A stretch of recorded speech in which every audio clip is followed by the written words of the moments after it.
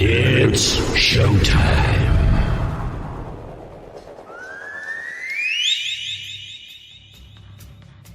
Okay! Tokyo! South America! Australia! France! Germany! UK! Here we go. Head on with Bob Kincaid. 3 hours of conversation, cussin' and a discussin' with America's only born and bred Southern liberal talk host. Head On with Bob Kincaid is brought to you each night by Coal River Mountain Watch. Coal River Mountain Watch invites you to become part of the solution, part of a sustainable future, part of the uprising against mountaintop removal. Coal River Mountain Watch, crmw.net. And now, from high in the hills of beautiful West Bicod, Virginia, here's Bob Kincaid on the Head On Radio Network. Well, howdy.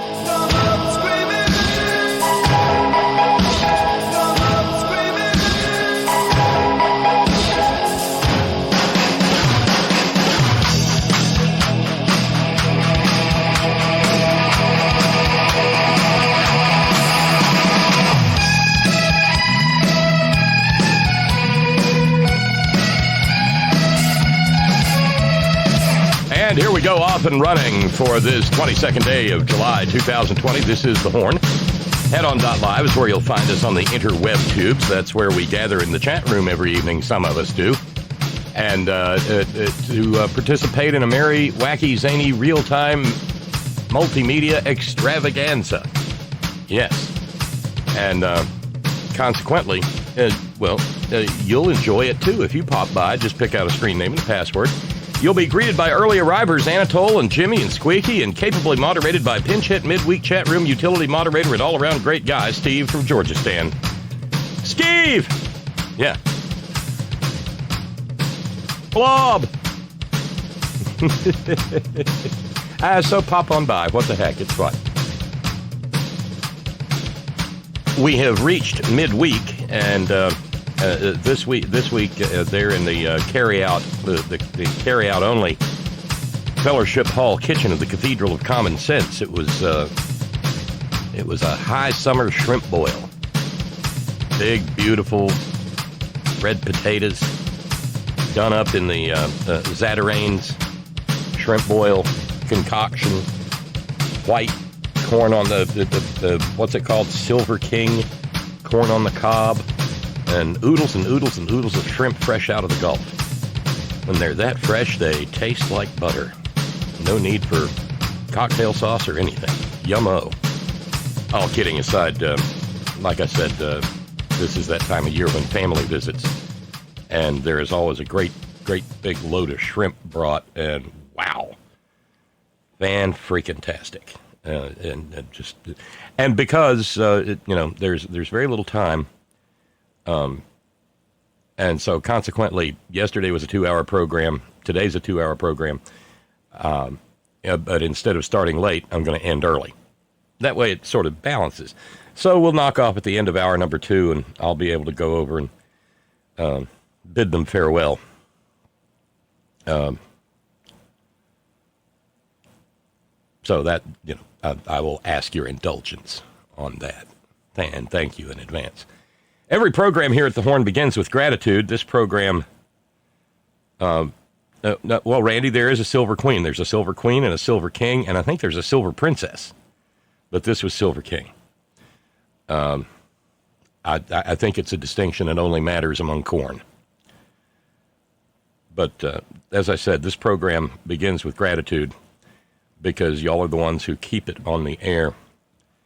And so thanks go out to our 22nd day of the month subscribers. Thank you very kindly to Ronnie and Colin and Bill and Felicia, formerly of Nebraska, now of Southern California. Thanks also to Shorty in L.A. and Tom and to Ronnie for jumping in. The way that works out, well, we're running a little bit behind this week, but that's to be expected with the way things are. Fundraising goal stands at $460. Yes, your challenge did get met, Steve. So thank you for that. But we're at $460 to go. That's Well, you know the math on it. And hopefully we'll knock some of that down and keep paying on the bills and make sure that there's a broadcast a network for, this is a broadcast network that exists on a month-to-month basis, sometimes week to week. So thank you in advance for getting us started on that. Prayer meeting Wednesday, yeah, and we've got prayer meeting stories. And if ever you've thought that that maybe you'd seen the height of EVILgelical evility, well, I think we may have found a new low. Oh, well, thank you, Steve. Steve says put me down for another $30 challenge. So hopefully that will get met, and that would take us, if that gets met, that'd take us down to just 400 to go. So that would be yesterday and today. So thank you, Steve. Steve's willing to double the first $30 that comes in. Thank you. And we've gotten started. Thank you, Jeremy. There's $25 to go on Steve's challenge now. Thank you.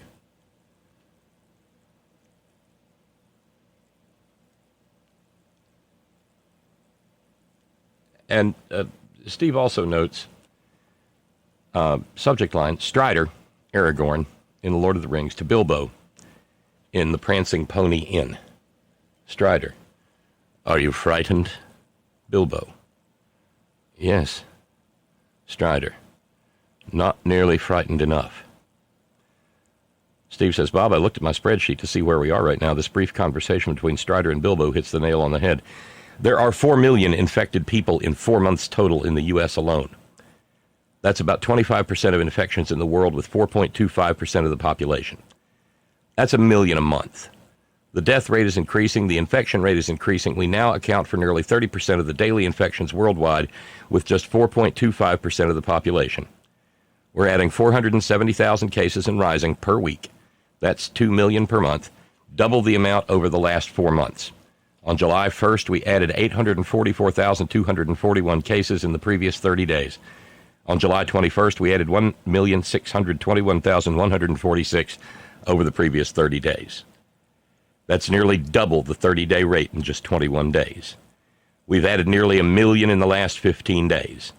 If things continue going up at the rate they currently are rising, we will be adding 1 million cases every 10 days. That's 3 million a month. That's 15 million cases by year's end.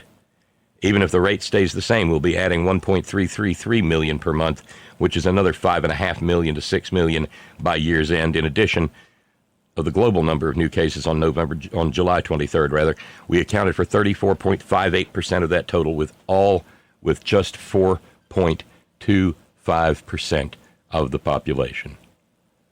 Not nearly frightened enough. Says Steve, my little ray of sunshine. And it is. It is. It is chilling. It is terrifying.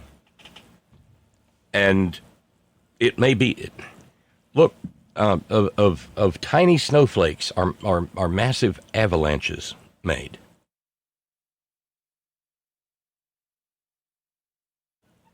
And we're nowhere near the end of this thing. As Otto in the chat room points out, Spanish flu killed 500,000 Americans. Yes, the dirty white Kansas pig farmer flu. Yeah.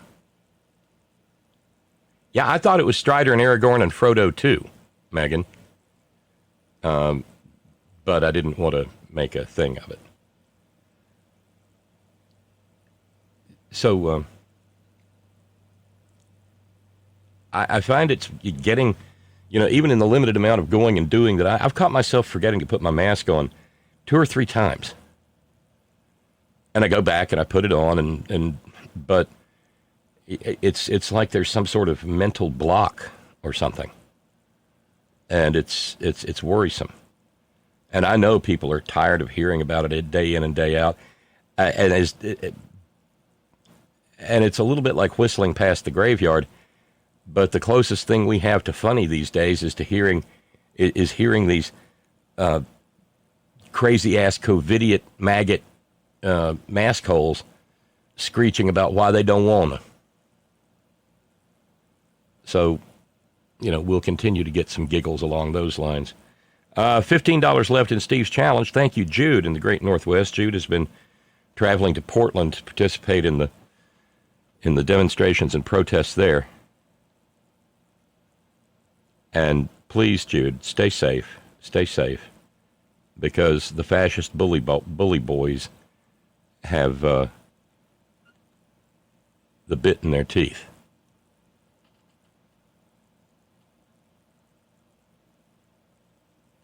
And they're raising hell and trying to turn this country into a full-on fascist nightmare. As noted, this is straight out of Benito Mussolini's playbook.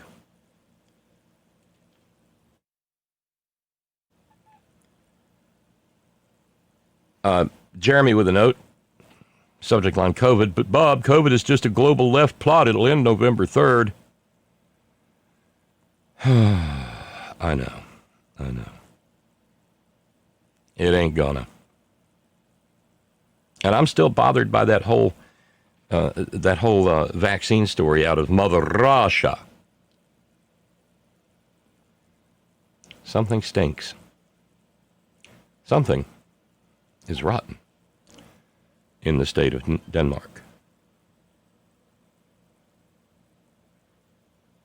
And something that must be taken into account, a sad moment, especially in the progressive broadcast world. A note from Joey. We lost Michael Brooks on Sunday night, and for those of you who do not know who Michael Brooks was, let me tell you a little bit about him.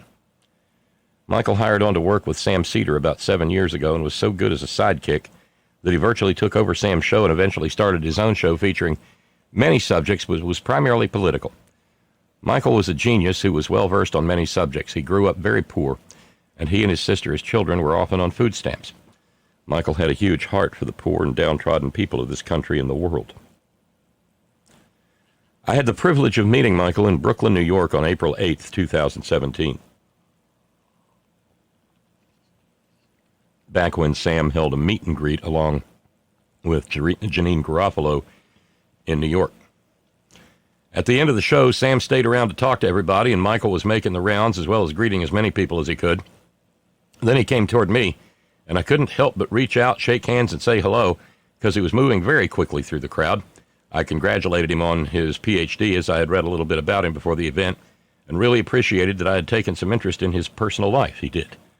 So instead of quickly moving on to the next person, as he seemed to be doing, he took a few extra minutes to converse with me, which really amazed me. I could not help but ask him about foregoing the opportunity to study in Oxford, England. That would have made him a Rhodes Scholar. Again, he liked that I recognized his amazing academic prowess and just simply made the point that he felt like after Trump being elected, he needed to remain in the States because there was a lot of work to be done in order to save democracy. He's right. There's a lot of work to be done. Before I knew it, 20 minutes had passed, and this man with this amazing acumen took an interest in me as we discussed Ohio politics, with which he was quite familiar, not surprisingly. I was amazed that I was able to carry on a conversation with this brilliant man and was actually holding my own as we discussed our local energy company, trying to foist the cost of the dilapidated nuclear facilities onto the public and the toxic algae blooms in Lake Erie. However, that was who Michael was, as he handled callers on his political program via Discord just the same way. There was never a dumb caller, as he had a great ability to draw people out by taking time with them and fostering the caller's thoughts. He did not make people feel inferior to his amazing intellect. In January of 2018, Michael held his own meet and greet in New York, and after the show I said hello, and he actually remembered my name and our discussion about the nuclear plants and the perils facing Lake Erie. I could not believe it. Then again, maybe I could. Amazingly, Michael said to me, "Don't worry, the energy company will eventually bribe the politicians and they'll pass legislation to force the taxpayers to clean up their mess." Those were the last words that he ever said to me, and the last time I saw him, as the brilliant 37-year-old genius died suddenly Sunday night of an apparent blood clot in his throat. God. We've lost a mighty man in the fight for democracy and for the democratic principles for which we stand, as he was just at the beginning of his zenith in his political career. And what do you know? The goddess of irony strikes again as I picked up the newspaper this morning just a few days after Michael's death, and on the front page in big bold letters was the story of the arrest of Ohio House Speaker Larry Householder. Now, I'll add editorially, Joey, you need to make sure in references like this, you say Republican House Speaker, Republican Larry Householder. Householders accused of taking all kinds of bribes and perks from the energy company, which via SB 6 has foisted onto the taxpayers of Ohio the financial obligation of the cleanup of their antiquated nuclear facilities. They also propped up some failing coal operations as well. That's worth noting. This has been Joey's Journal for Wednesday, the 22nd of July, with Giraffe looking out for the locals and not taking any bribes. Well, Giraffe's got that long neck, so and he's busy standing on all four legs, so it's hard to get him to accept one. That's how it is with giraffes. But what Joey says is true. $60 million in bribes from energy companies to palm off their failing companies on the people of the state of Ohio. $60 million. Only one company, First Energy, was really, really pushing for the bill. And lo and behold, guess who bribed him? And sadder still, the passing of Michael Brooks. Because, well, there aren't enough of us working this side of the street to begin with. And anytime we lose one, we lose a lot. And the entire Horn Family Community Congregation's sympathies and condolences go out to Michael Brooks' family and everyone who loved him. I know Sam must be absolutely leveled.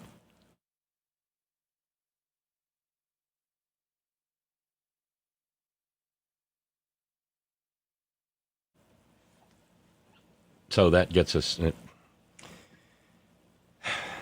on something like a start. But it is Prayer Meeting Wednesday.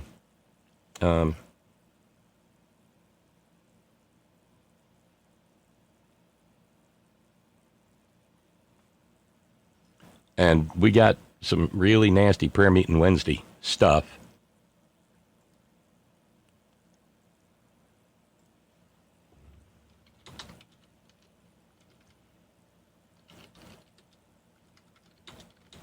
Now, let me check in with Brother Deacon Asa here for a second.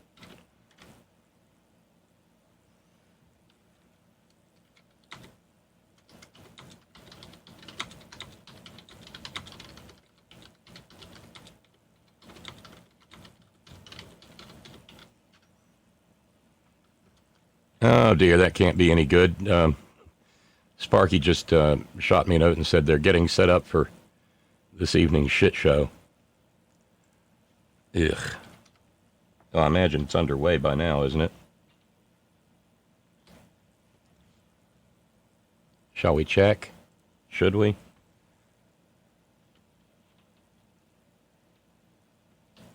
This is going to be nasty.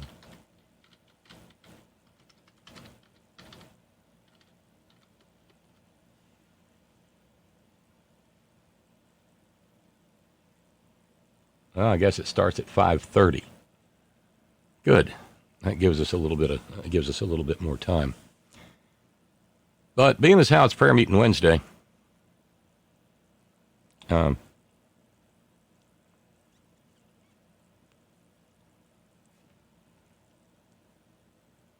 we need to deal with some of that stuff. Ugh.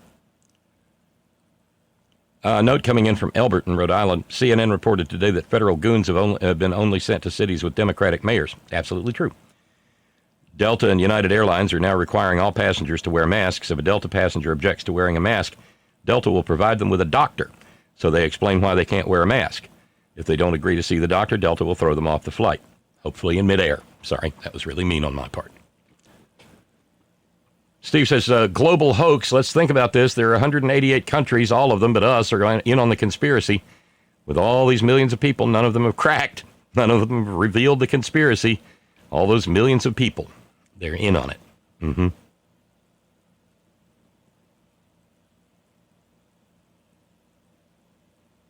Yeah, and the goon squads, apparently some of them are going to, of all places, because the goddess of irony at least provides us with a chuckle for once in a while.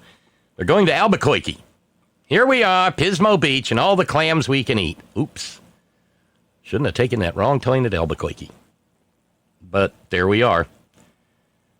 The governor doesn't want them. The mayor doesn't want them. The attorney general of New Mexico doesn't want them. But the sheriff of Bernalillo County is a maggot, and he wants them.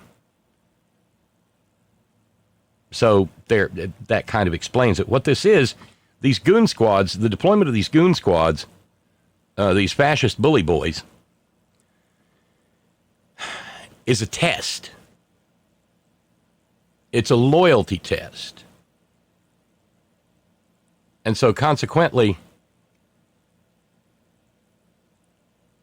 the maggot administration is discovering who will be the loyal foot soldiers in the clampdown.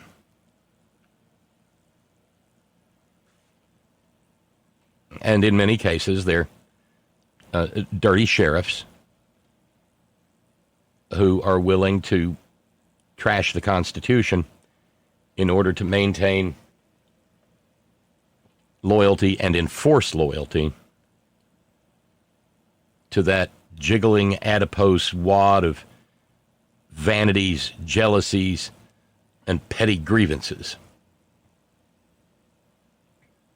Just saying, the top 10 states for violent crime, says David in South Carolina. Stan, are the feds attacking these states? Alaska? No. New Mexico. Hell of an earthquake in Alaska, though. 7.8. Up near Homer. Which ain't far from Wasilla, I guess. Maybe. Don't know. But I saw the news of the earthquake, and I tried to figure out something. I guess, but Caribou Barbie's not there anymore, is she?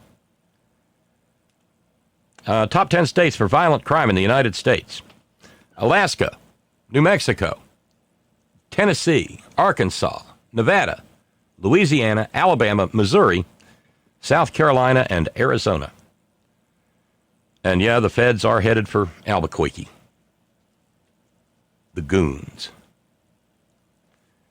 They they really do need to be outed somehow. David also adds, the alleged assassin, the story from a couple of days ago, Robert Maxwell, is connected to Kroll, which is the same intelligence group that Hollander worked for. So there's that. Of course, just a coincidence. I don't see where they were there at the same time, but still. That's the thing about corrupt organizations. People pass through, but for the most part, they self-perpetuate their malignance.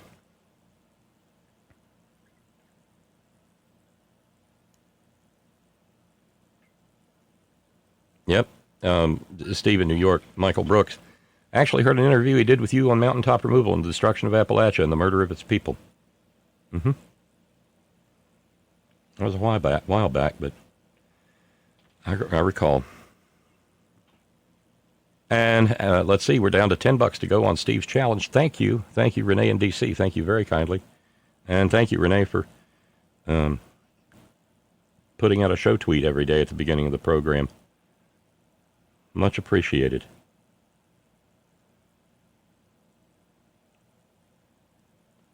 So as I said, we got Prayer Meeting Wednesday stuff, and like I said, there's no bottom with this bunch. It doesn't get any more, well, yeah, it'll always get more evil. How about our buddies, firefighter prophet Mark Taylor and Chris McDonald? Seems like firefighter prophet Chris McDonald's about the only guest that Chris McDonald can get on his program. And it's always nutty, a hateful time when they do get together. Flavio wants to know, can't the governor of New Mexico order the New Mexico National Guard to Albuquerque against the Fed goons? Yes, she can. But as is always the case in America, and as is the case in any emerging fascist dictatorship, you never really know just how loyal the troops are. And so you wouldn't necessarily want to call them out and then have them all go over to the other side. Because beyond being embarrassing, that can get dangerous. You know, it's happened. In the aftermath of the, third triumvirate, Mark Antony and Octavian and, who was the third one? Lepidus? Lepidus moved north to attack Mark Antony's army, and Antony's army whipped his, and then all of Lepidus's men went over to Mark Antony.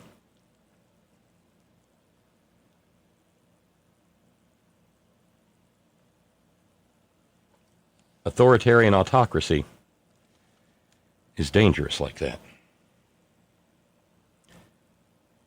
But anyway, Chris McDonald and Mark Taylor, the firefighter prophet, who claims that he predicted 9/11. Well, these two goons are both there on their little webcams, wearing their Trump hats. And at a time when people all over this country are noting their respect and sympathy for the passing of Representative John Lewis, you can always count on these vile white-wing bastards to filthy things up.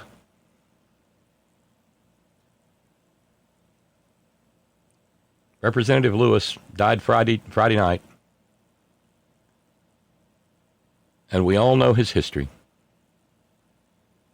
And so, enter the maggots.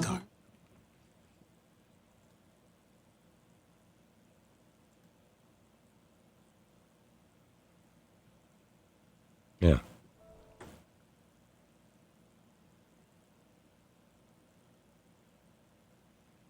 Revolting.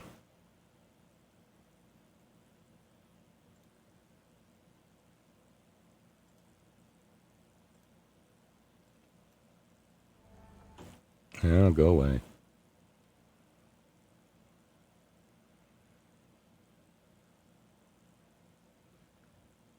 There we go. All better now.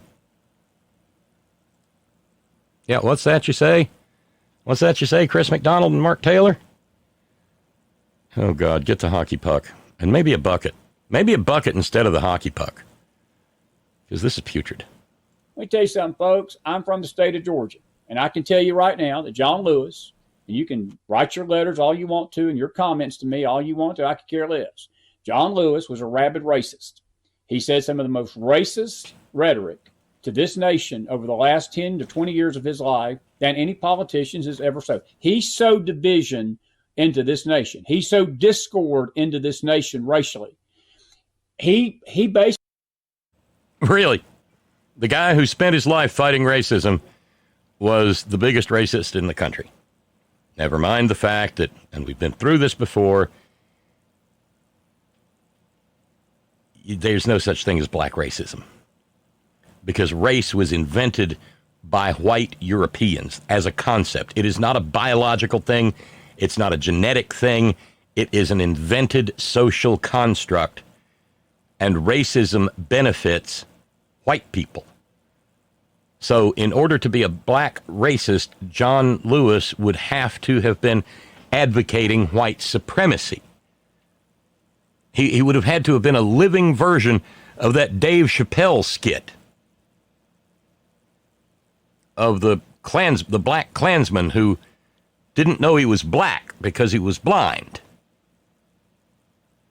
It does not exist. I don't know why this is so difficult to grasp, but it is an absolute fact. Now, you can be black and biased. You can be black and bigoted. But there is no such thing as black racism. Because it was because race is a concept that was invented for purposes of harming black people. Easy enough, but you'd be surprised the number of people who can't get that. And here's the funny part. All the people who can't understand that always turn out to be, racists. Like Christopher McCracker here. Well, I'm from Georgia. I know this stuff. Jesus. Basically did not attend the Trump inauguration. He didn't attend Bush's inauguration. He didn't attend Bush Sr.'s inauguration or Reagan's. He attended the Democrats' inauguration. And they asked him about it. Well, that's politics, dumbass. That's not race. Although, he I'm sure he doesn't answer this, but should any person of color attend the inauguration of the son of a Klansman? Lest we forget, Donald J. Trump, the J stands for Kleagle, is the son of a Klansman, arrested in full Klan regalia in 1927 at a Klan riot that was aimed at Irish Catholics and the police in New York City. He was busted in Queens. The documentation is out there.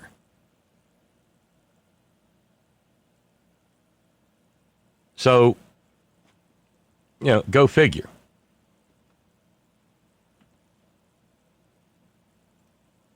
But that's what that's the kind of people we deal with.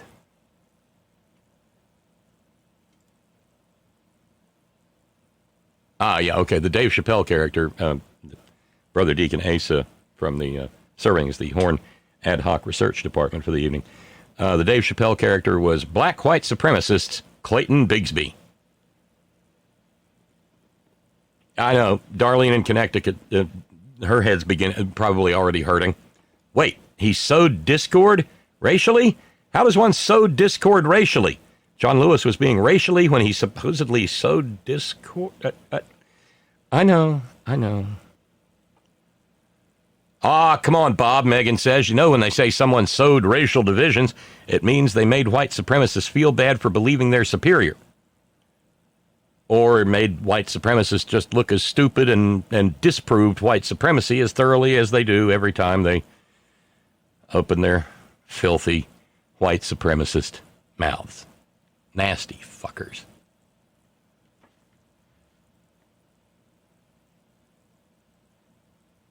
So, back to Chris McCracker and firefighter Prophet Mark Taylor. Sowing discord, by the way, the real definition of that is when you actually point out the existence of racism and the vast inequities that still exist in this country. These people are atne ute aitbre if you one what I ine. They said, well, why don't you go to the inauguration of the Republicans? Because I don't know too many Republicans that don't go to the Democrat. We just do it out of respect because we got something called class. Oh yeah, that's class. Especially them Trump hats. That's classy. Stay classy, Chris. John Lewis had no class, Mark. Every time he opened his mouth, he was always taking shots at the president, especially President Trump, more than any. Well, that's because he's the most racist president we've had in modern history. He's the most racist president since probably Woodrow Wilson. And at least Woodrow Wilson did some good things. Tried to prevent World War II before it was even on the horizon. But he was a stone-cold racist. But that's the history of white America for the vast majority of our history. Another word about racism, Steve points out in New York. Not only what you're saying, but this. Racism requires the power to discriminate and harm through government power and institutions. The only ones with power to do that are white people. Period. Yep. Any of them. But he was always sowing racial discord. That's not a hero to me. He's not an icon. I don't care what he's done. And I'm going to tell you something. We in this country, and you're talking about them religious spirits, let me tell you something. The same religious spirits that would go after you for something like that, they would sit there and defend John Lewis's record and defend him as being this racial icon, the fact that he fought for this and that and the other. He never... No, nobody's ever said he was a racial icon. That's strictly Chris McCracker. He was a civil rights icon. He was a tower of the civil rights movement, filling the vacuum left when the elders of the movement either died of old age or were murdered out from under their own lives.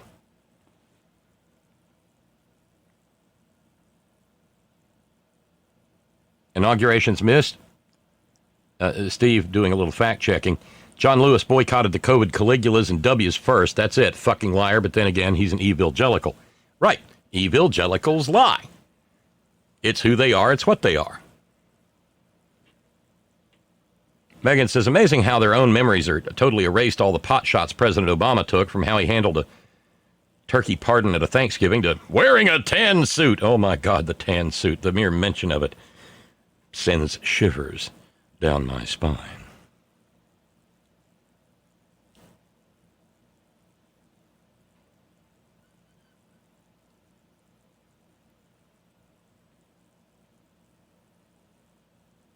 So back to these toxic clowns. Fought for anything, folks. What he fought for was a racially divided America and a political America where the left controls things. And as long as they control things, John Lewis was okay. And I'm saying this from somebody from his state, folks. Yeah, that which means precisely nothing. I mean, you're from Lester Maddox's state, too. And frankly, that's a more apt comparison for you, for Chris here to be making. Let me tell you something. I have nothing but concern for the family tonight. We don't rejoice in his death. But I'm going to tell you something. When I heard the news this weekend, I felt a solemnness come over me. And I felt in my heart that I believe in my heart tonight, Mark, that, look, God, that was him pounding the table, not me. God is rising up and his enemies are being scattered. Now, I don't... Wait a minute.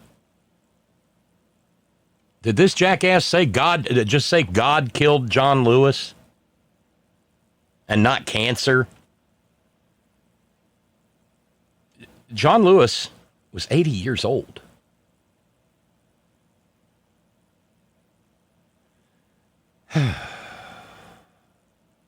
Man, you can't fix stupid. I want people to go out of here and say, well, Chris said God killed John Lewis. I didn't... He just did. Ha ha. Not say that. John Lewis was 80 years old.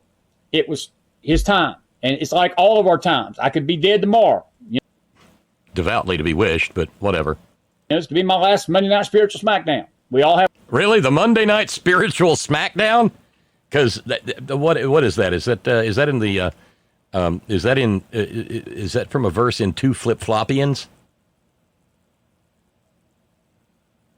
Monday Night Spiritual Smackdown. So, what he's trying to brand his racist religious babble as wrestling. Well, Goddess of Irony's right there with us. Kind of fits, don't it? Have our time. But the nation didn't lose an icon, Mark. The nation lost a race baiter.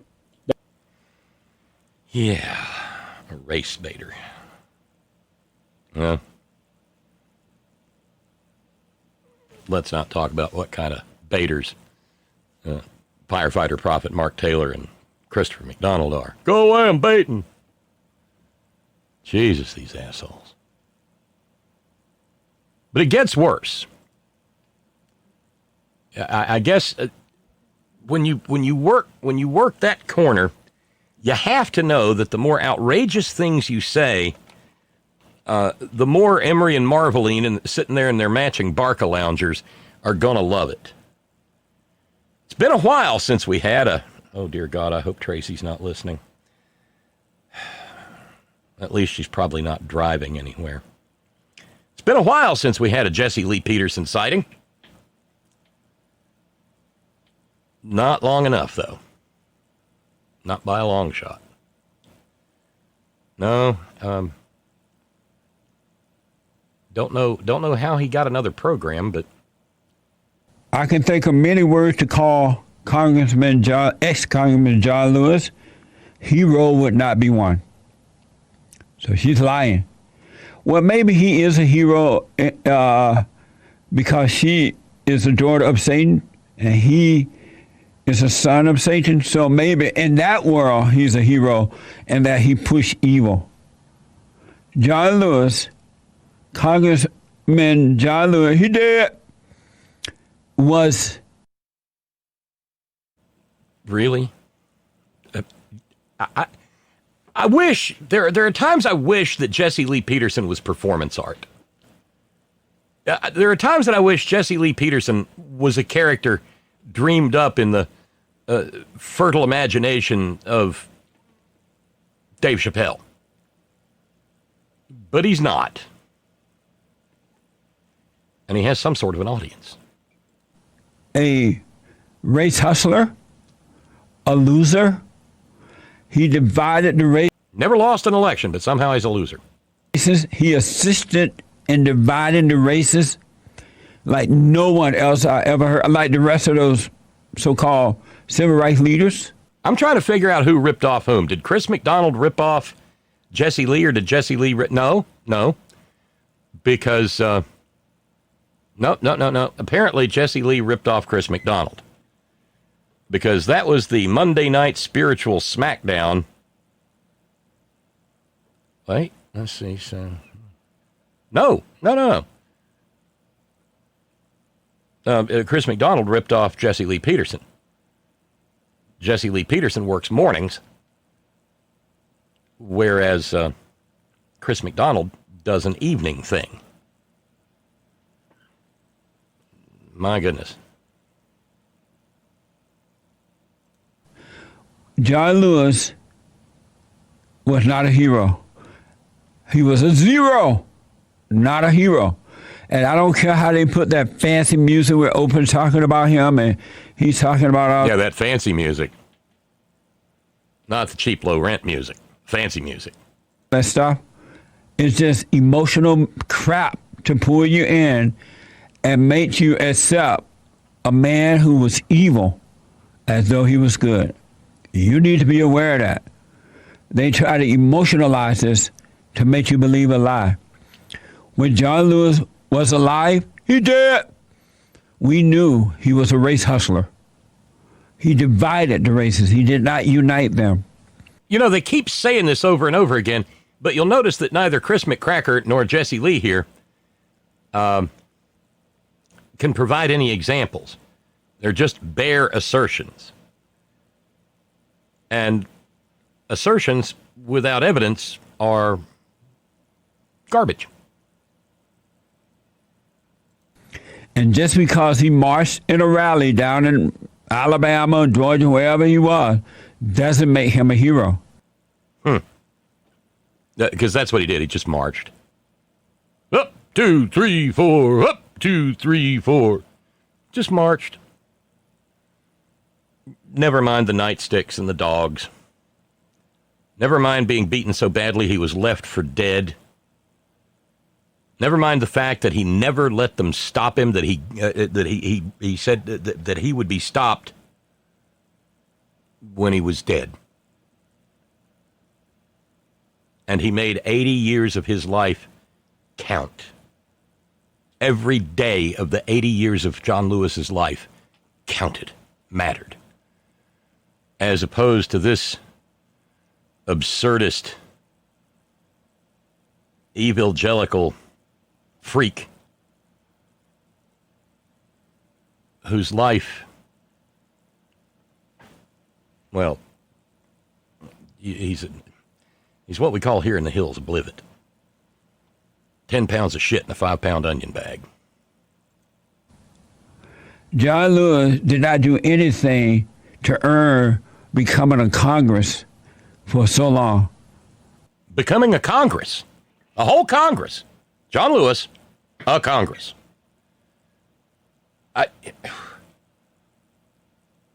Is he on a radio station? Or is he just sitting there? No, I don't know. Because I'm trying to figure out who pays this guy. I mean, this is almost as professional as Rush Limbaugh declaring that we need to emulate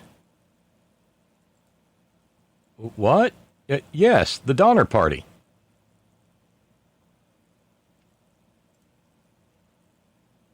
We need to respond to COVID-19 by being tough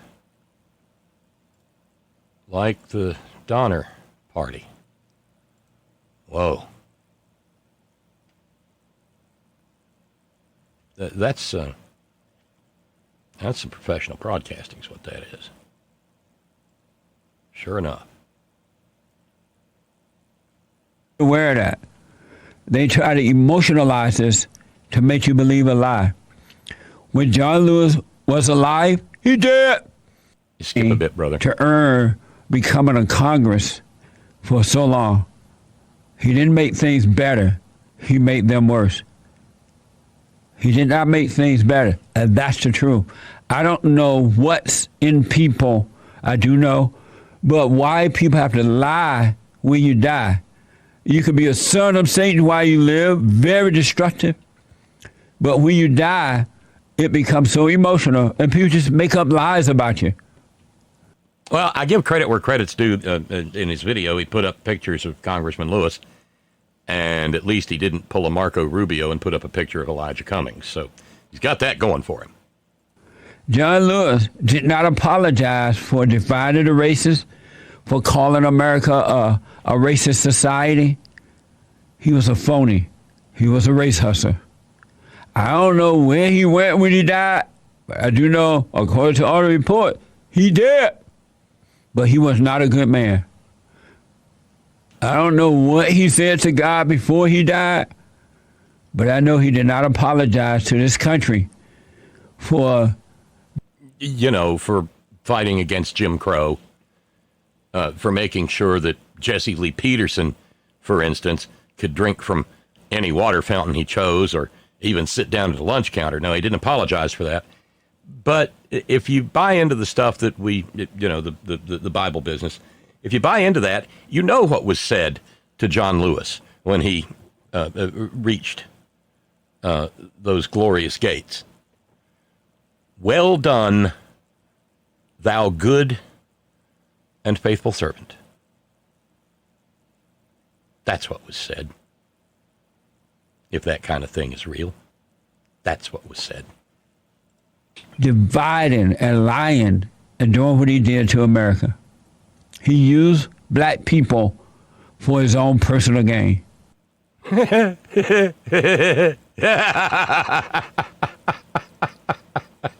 I know. Ron and Raleigh says, imagine being black and listening to this stupid fuck. It's painful, I tell you.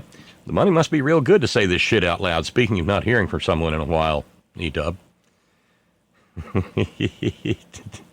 E.W. Jackson. If there's any money in this, I'm sure that he'll be next. Yeah. I know it is breathtaking. It's breathtaking in the breadth of its stupidity for somebody as pink as me, Ron. You, Tracy especially, because for some reason or another, Jesse Lee clips seem to go through Tracy like a dose of salts. And so, hopefully, I don't know, maybe I should go back and alter the podcast in case she listens in podcast. Tracy, don't do it.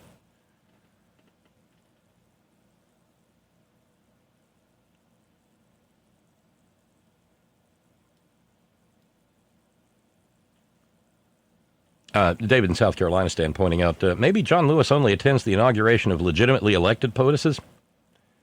Well, that would let out W and COVID Caligula, now wouldn't it? I'd say. Oh dear. The shit show. Is the shit show going?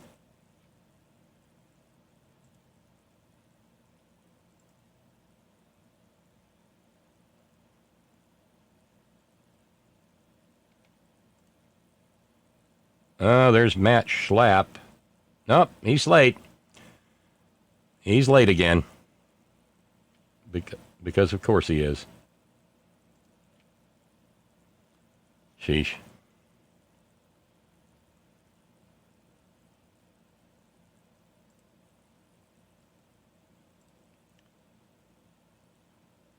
And remember, since it is Prayer Meeting Wednesday, the guy who's second in command at DHS, who is allegedly the author of this goon squad assault on America, is Ken the Cooch Cuccinelli. At one point in time, I think Attorney General of Virginia. Couldn't keep his job. Well, he's justifying, this is fascinating, really. He's justifying the goon squad attacks, which are being leveled at peaceful protesters, demonstrators, under the aegis of cracking down on anarchists. On the other hand, however, on his Twitter account, he's relying on Breitbart, that crybaby Andy No, Tucker Carlson's little fascist broadsheet, the Daily Caller.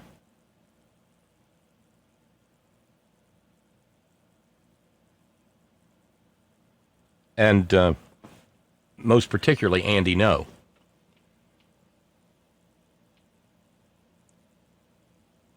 So understand that this is a fascist operation that is run by fascists for fascists.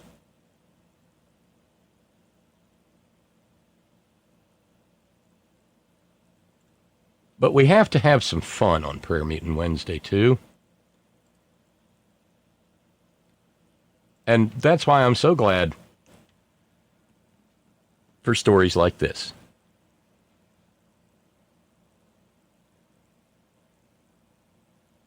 The story comes out of Owensboro, Kentucky. Yeah. Because, and Owensboro is right there at in the bluegrass. And CBS 47 had the story. It's the story of John N. Stephanopoulos. One wonders if John N. he couldn't possibly be any relationship to, no. Or maybe, don't know. The Daviess County Sheriff's Office arrested 41-year-old John Stephanopoulos when they found him naked, having broken into a home, naked, and covered in mud. It was 1:24 a.m. when the call came in out from dispatch of a burglary and a naked man running down the road, according to the report in the Owensboro Times. They found him inside the home again, naked, mud and blood all over his body, and he had forced his way into the house.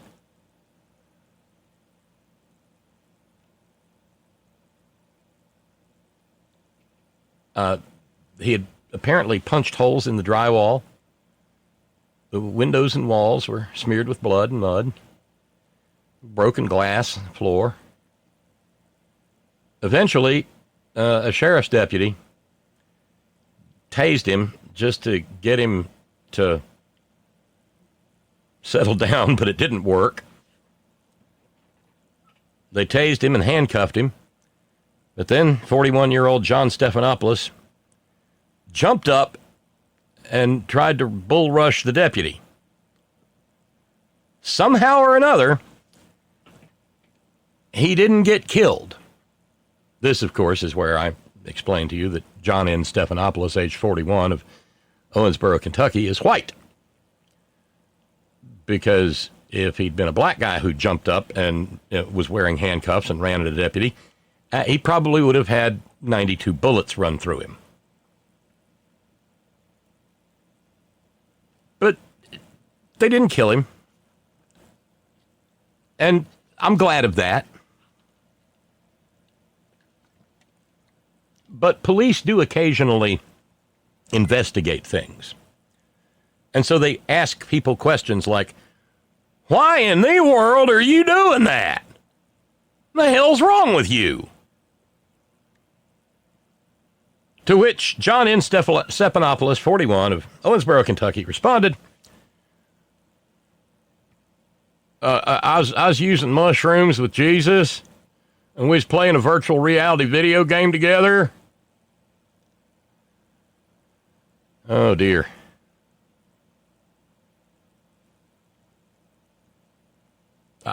Mushrooms? Really? Because that sounds a hell of a lot more like PCP. Or maybe it was mushrooms on a PC pizza.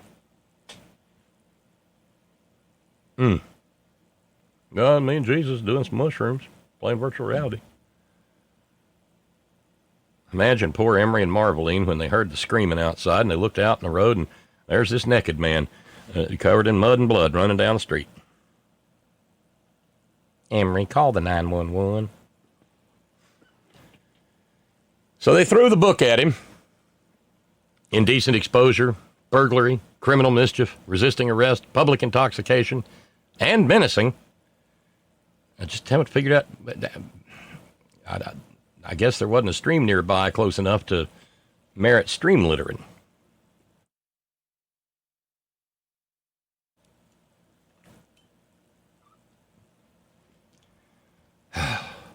Praise his holy name. Stay away from mushrooms, John.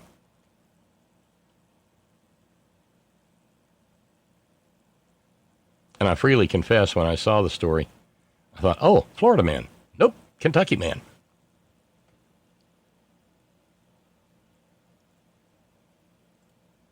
And I don't often cover too many religious stories outside the United States because, frankly, we've got enough of them to last a lifetime. But this one's hard to avoid. Ecuador. Priests, not just priests, Roman Catholic bishops in Ecuador they put out an open letter to the government calling for the ouster of Health Minister Juan Carlos Zevallos because they're upset with him.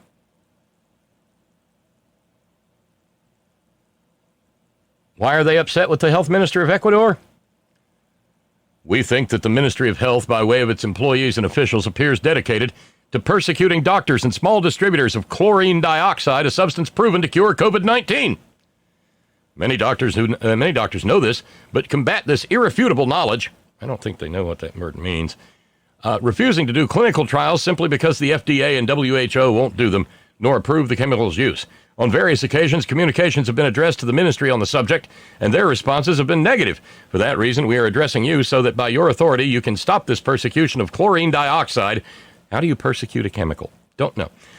So that there are no more deaths of defenseless Ecuadorians who suffer from this disease because of the inefficiency of the Ministry of Health. Now, 1/3 of the currently serving Roman Catholic bishops in Ecuador want people to treat COVID with bleach.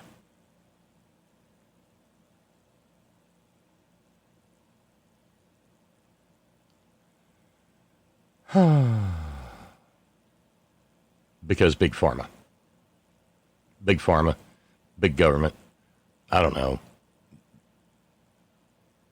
Pick your paranoid conspiracy theory and apply it. But they want to give their parishioners bleach.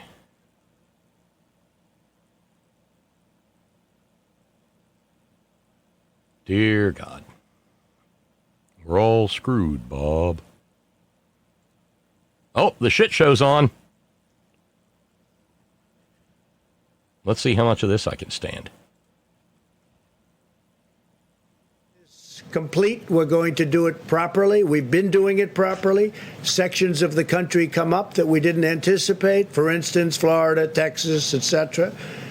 But we're working with very talented... Hold the fuck on. They didn't anticipate that states that are run by maggot governors where people LARP and smolic and grabolate all over each other wouldn't get the Rona?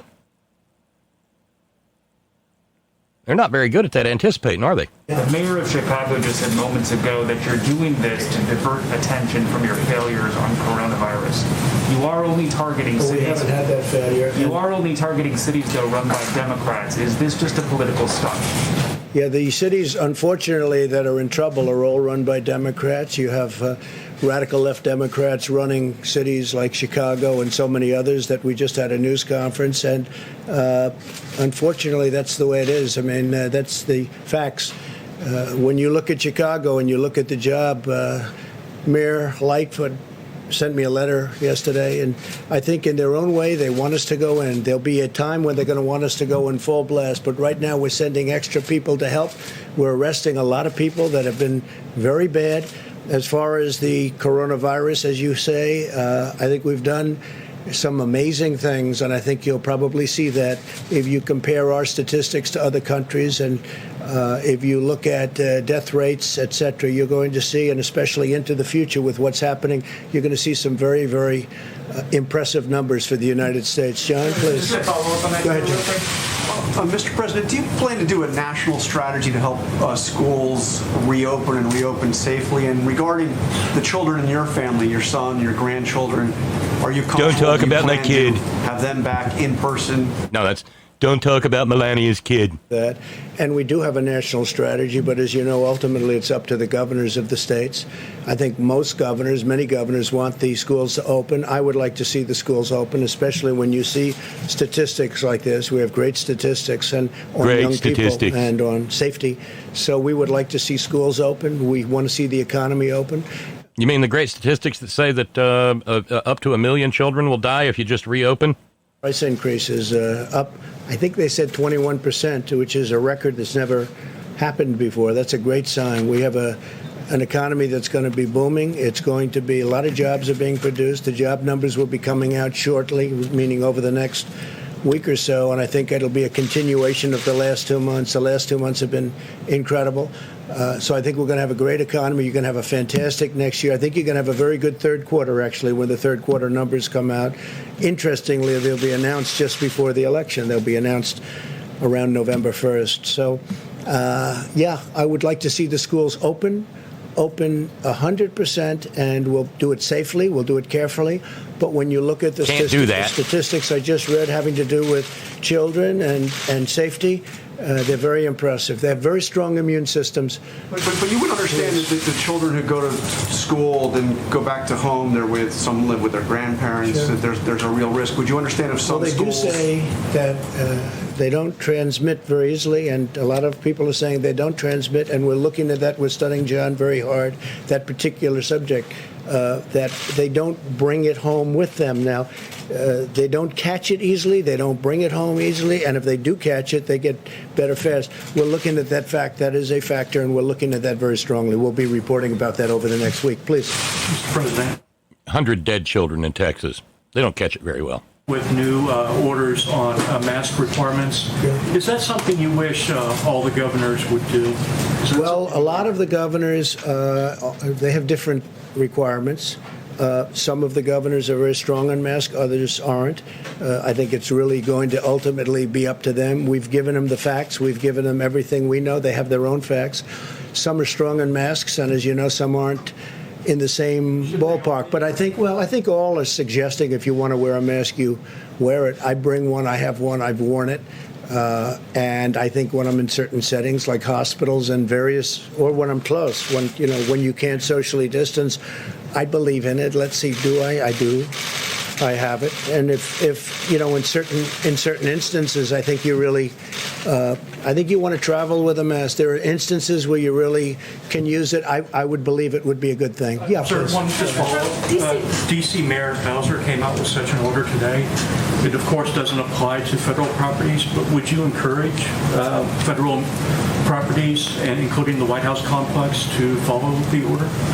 We're gonna make a decision over the next 24 hours. We'll let you know what that decision is. Okay? Thank you. Thank you. Please. President Trump, do you agree with Senate Republicans discussing the possibility of extending short-term unemployment insurance today so that they prevent benefits from expiring?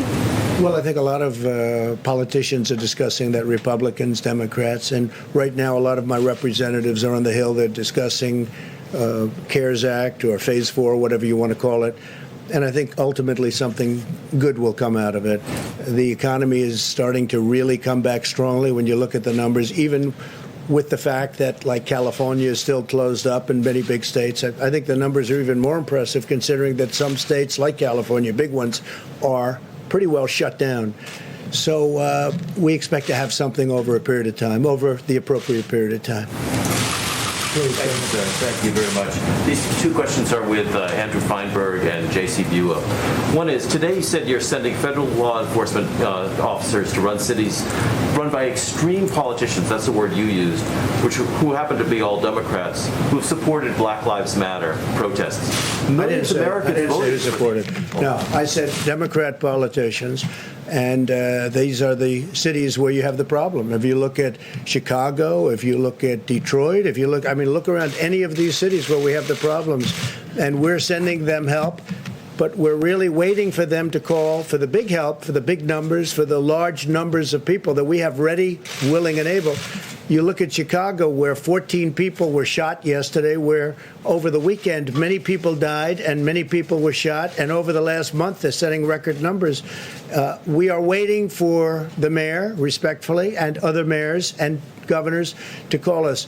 We are ready, willing, and able to go in there with great force. Now, we also have people that are going in and arresting drug dealers, arresting some of the shooters that are doing the shooting. We know who they are. We're working with police forces, and even though in some cases they're told don't work with the federal government, the police forces have great respect for the federal government, what we do.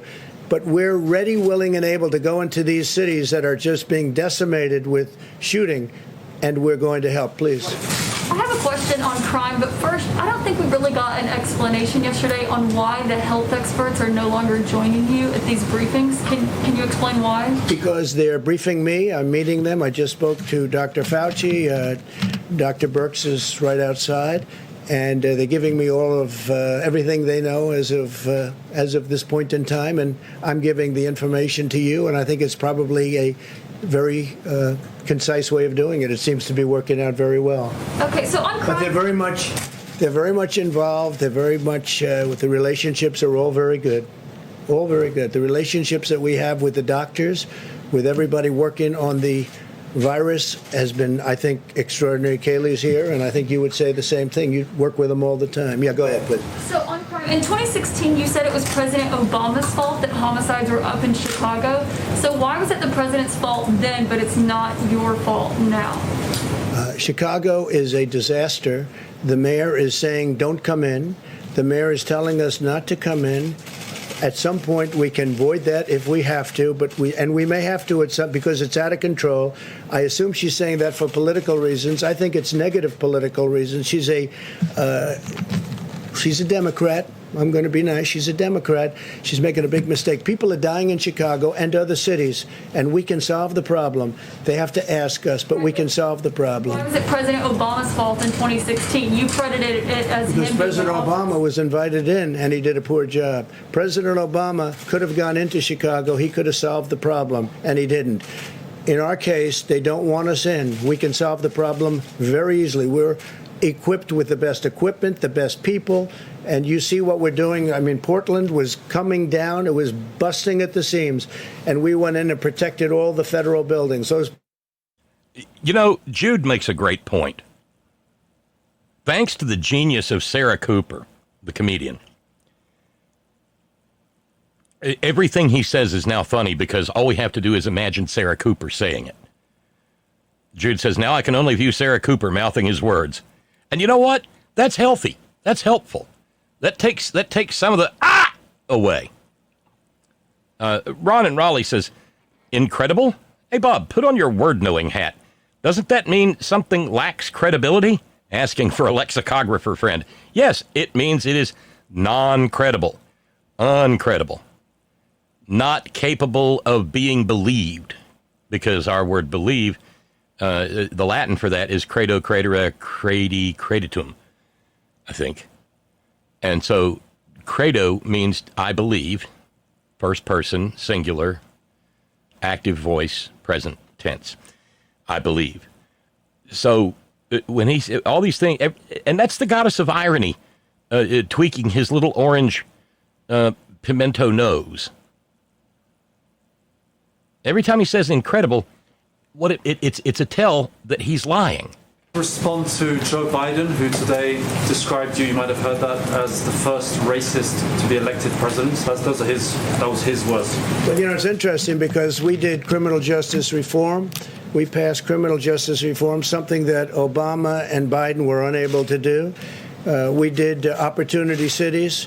We did the greatest. If you look at what we've done with opportunity zones, nobody's ever even thought of a plan like that.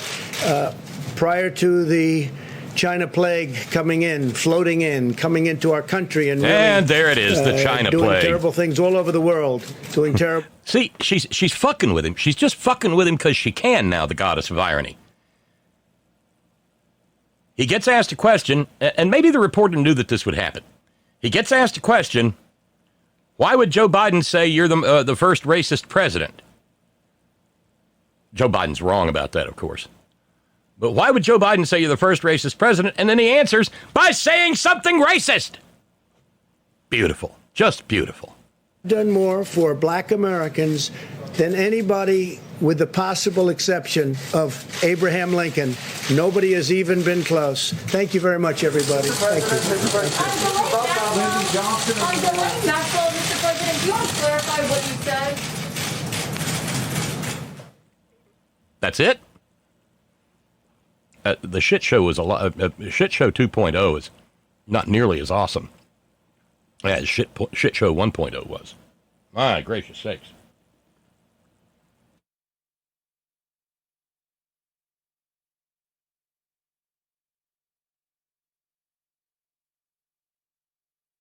Then again, we didn't get the whole thing, so maybe we missed the really good part. Don't think so. Me neither.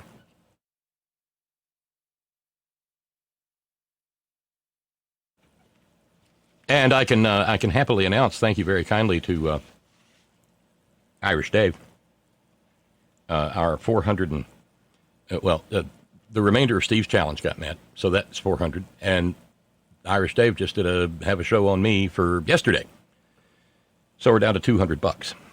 Thank you, Irish Dave, very, very kindly. James in Illinois, dead kids. Oh, those kids were going to die anyway. I mean, this is, when you're talking about Republicans, after all, you're talking about people who don't give a fuck about little children who get blown away in school shootings. I mean, after all, they did precisely dick after Sandy Hook. Still haven't. And so consequently, yeah, why? Okay.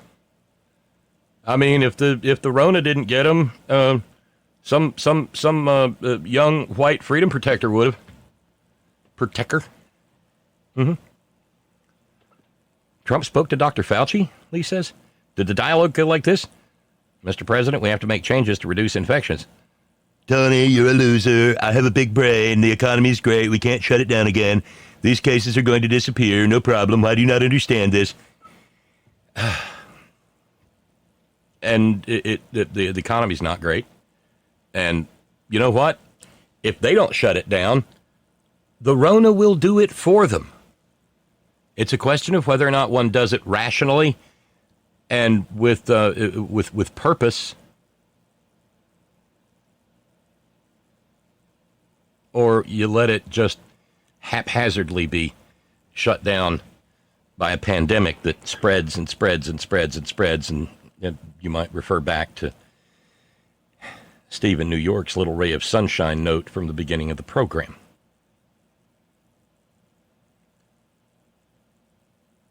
Yeah. Brother Deacon Asa has a question for the maggots. If all news is fake news, how do we know that John Lewis is really dead? How do we know he's not with, like, Elvis and Tupac? Good point. Good point. Michigan or Mars, one or the other. And a little while back, Megan, as we were reveling in the wit and wisdom of Jesse Lee Peterson, said, I'm having a hard time taking anything Jesse Lee is saying about John Lewis. All I hear is a whole lot of jealousy that a black man who got his rear end beat damn near to death fighting racism in this country actually rose to prominence, and not only that, but is beloved and dearly missed. Yeah, nobody's gonna miss Jesse Lee.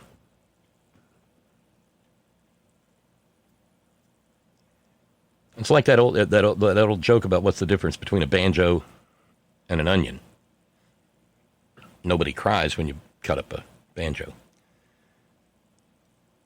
Yeah. Jeremy with a note. Chris McDonald, just another reason I enjoy being a McDonald. Yeah, I have to ask. I really don't too, but is Jesse Lee an African American? Yes, Jesse Lee is an African American. And some members of that community, some members of the African American community have specific words for what kind of an African American Jesse Lee is. I will not use those words. I'm not. That's not something I'm entitled to do. This is between Irish Dave and Lee. This is our second 2 Corinthians reference of the evening. Chlorine dioxide. Lee in New York says, "Where is chlorine dioxide mentioned in the Bible? 2 Corinthians." You guys are good. Because earlier, Dave said, I believe the 2 Corinthians are the tag team champs from the Monday Night SmackDown. He's a gift that keeps on giving. Kind of like the clap. Hello, Steve says, we learned in Men in Black that Elvis just went home. That's true. And since the last jobs number, because Steve is a self-professed data nerd, he says, since the last jobs number, Texas, California, North Carolina, and parts of Florida shut back down. Can't wait to see the unemployment numbers for July. Those are probably going to be a real Lulu. And let's run over and check in on the stress line. Hey, welcome to the program. Hey, brother. Well, hey, Jude. God, listening to everything that you've had to bring up so far, the one with, beloved Lewis, those 2 men will be forever in the dustbin of history. That was unbearable. But the more you talked about everything, it's like I'm kind of speechless because I'm so overwhelmed. I don't know if I should maybe call back another time. No, you're fine. You're fine. We shift gears all the time. Oh, but it was so many things. And that one with, towards the end with Trump, that business he's talking about Portland and they had to send them because of buildings. We don't need to be told that that's a lie. But you've been on the ground there, Jude. You are a fact witness in this, and you have the necessary evidence to prove it's a lie, and that's important. And it's difficult, Bob. Well, because I know it has to be said, and I know that I have to speak about it. but I'm not necessarily comfortable doing that. But I'm getting better at it because I'm just trying to stay really focused. The reason that the most important thing out of all of it is these moms. I was blown away, Bob, with the power and the majesty and the focus of these women. When my daughter and I went down last Saturday, we spent the weekend down there, and we brought the boots and flowers. And when we got down, we had a little hotel we stayed at, and we kind of went, it's about 3 blocks from the Federal Building, and just to get kind of an idea. And there wasn't a lot of things going on, but you could tell right away there was a chain link fence, like what they did at Lafayette Park, around the park across the street from the Federal Building. And then the Federal Building, the whole first floor, it's a huge, they look like prisons. You have those great big pillars, those cement pillars, and back in there must be a door, but everything's, I'm assuming, boarded off. And it has a tremendous amount of graffiti, but they're also starting to do some, important things. Like the moms, their color is yellow, and they have the daisies up. And so when we started the walk down towards, to kind of get a sense of, where we were going to do the peace stand, or if it was possible as such, we made it to the, must have been the south entrance of the Federal Building. And I don't know if I sent you a photo. It's very heart-rending because it's kind of a brown. It must be, I don't know, I'm 5'2". It must be like at least 10 feet tall. And it's very sturdy. It's not one of those little ones that you can, kids can get going. And I put the boots, I had the boots over my shoulders, and I went to put them down, and I realized that I was like back down at the border where the children were. And I was like overwhelmed with that. And yet knew that we had to just, it's a convergence of so many issues, Bob, going on, and people actively being willing to do their part in it, because there's so much, whether or not it's just engaging with one another to talk about things. So when we went back up to the hotel and kind of got settled, and then went back about 7:30, and the whole area had changed. The minute we turned the corner, which is like a block up from the Federal Building, it was like, when we were kids, you'd have those little metal car things, and you'd turn it up with the metal key, and you'd let it go and it go spinning. That energy from the time we stepped around the corner gradually was intensified and intensified and intensified. It was overwhelming. But in the midst of it, my daughter started getting really nervous, and I wanted to go down and do, what it is we have to do. And make a long story short, although I appreciate being able to talk about it, we were standing off to the corner, and all of a sudden we heard this metal clanging, and I looked over, and all these group of kids, they were taking the metal fence at the park apart, pulling it off. But when they weren't throwing it, they take it down, and then they put another, someone would come behind and put another one on top. So it was done respectfully. And the crowd, which was like, gosh, it must have been 500-600 people, they were all in this unified chant. Whoever organized or started that really understands the intensity and the purpose of energy. Because when they would shout back, you'd say Black Lives Matter, it was one voice, Bob, and I still get goosebumps from it. The power that emanated. And it reminded me, I thought, now I know exactly why it wants to be put down, because the earth trembles with it. I mean, that's what not to be dramatic, but it leads me into yesterday when I went, I took the boots and flowers down, and my daughter couldn't come, and everybody started getting worried, and, I just said, we do what we have to do. We do this collectively as people that are, willing to step out and then have people support us and care for us. And I met so many people down there. So I get into I had to take this train because I had to stay way, way out because I didn't really want to bring the car into Portland and park it. I had to think about things, to logically, prepare. So there's this train that comes in, and I get off, and it's about 5 blocks, and meeting different people and such. And I'm coming, it must be like from the north going south, because the federal building, I'm pretty sure, faces west. So directions are interesting. No, because the sun was, anyway, forgive me. It's quite all right. Yeah. You're doing fine. You may be a little bit nervous, Jude, but you're doing fine. I am nervous, and I think I'm nervous. Well, I really don't know why. It just is part of the whole part of it. Well, you're among. The most important thing that you understand is that you are among friends. So you can be at peace in that regard, and maybe that'll take some. And maybe that'll take some of the tension away. Well, I appreciate hearing that. Because all of my dialogues are intimate things with people. And this is not a forum, and I can relax and get into that because I know that what I'm saying, I can trust the other person with that on this kind of forum. And it's not that I don't trust anyone, but thank you for bringing that up because that will help. But when I get down to the federal building, the fence is gone from both the federal building and the park. And the park's open back up, and they have tents going on, and people are barbecuing, and and then they still have a lot of activity. They're still doing graffiti on the building, but even that was gone. And that was one of my thoughts when I left on Sunday, because because on Saturday night they pulled it down. Sunday, when I went back to do a Peace Stand Alone, the fence were back up again, and they were working. They had city workers putting the one up across where the federal building was. And I thought, why can't they just relinquish a little teeny tiny thing?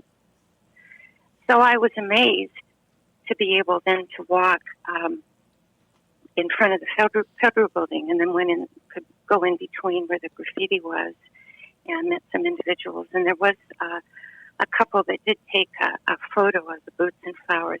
I have my back to it. I saw that. That was a powerful photograph, Jude. Yeah, I thought I really appreciated them, being able to, just the polarity of both of that. So I came out of there, and then I began to be able to walk through the whole area, and it's like 2 blocks long. Getting a sense of people, not having nothing like Walla Walla and that trepidation with the SS tattoo, nothing at all like that, and kind of sensing, who's who, and then found several places in which I could actually do a peace stand, which was wonderful, and just stand there and close my eyes, and the sun was out, and there was a breeze, and there was harmony. And then little by little it started filling up, and at about 8 o'clock when it started getting dark, I was sitting in catty corner doing a peace stand, and you could hear kind of the chant starting, and all of a sudden, Bob, off to my left, there's this roar. And I open up my eyes, and it's the moms. And they must be 20 feet wide. They took the whole street coming up. 20 feet. Some of them have goggles, and they have their yellow shirts on. It went on forever.